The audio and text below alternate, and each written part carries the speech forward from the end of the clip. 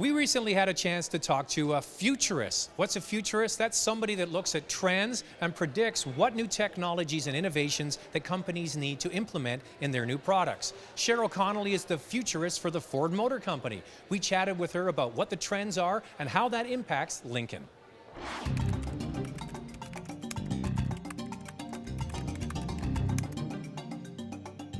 How does a futurist help a car company evolve their product?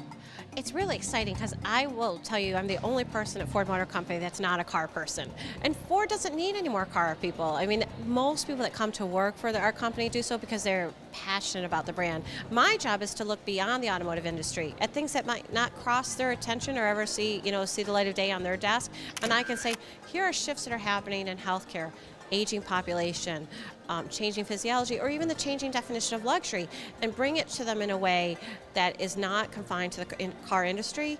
And then I partner with them and we collaborate to see if we can come up with new insights that we wouldn't have run across otherwise. So what's something in the future in the automobile business that maybe we haven't seen yet? What do you think is the next frontier for car companies? Well, I think it's going to be related to this idea about having information at our fingertips, but that's going to be at odds with this growing trend of information overload. And so how do we manage getting people the information when they need it, where they need it, and how they need it? And so in the future, I think there'll be things about making sure you can shut off those distractions. So we have a do not disturb button so that if you don't want to engage in those things, then your car returns to being this sanctuary on the road, where you can just listen to music and enjoy the feel of the car and its performance. But for those that do need that online connectivity, they just turn it back on.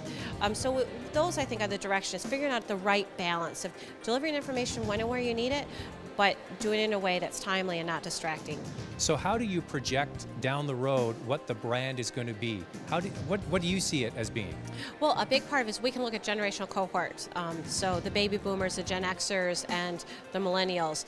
And we know that the values of a Gen Xer are quite different than a baby boomer. That's me. So I'm a Gen Xer too. Yeah. So the boomers, we say, were much more caught up in status, and they liked opulent displays of wealth. And so the touch points for them, might be different than a Gen Xer who's much more experiential oriented.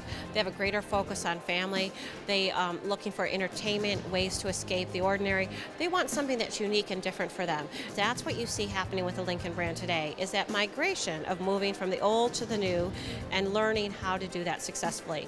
And we've just begun the journey, so it's really kind of exciting time for the Lincoln brand, because the way the company says, we can start with a clean sheet of paper. We can become whatever we think the market needs us to be.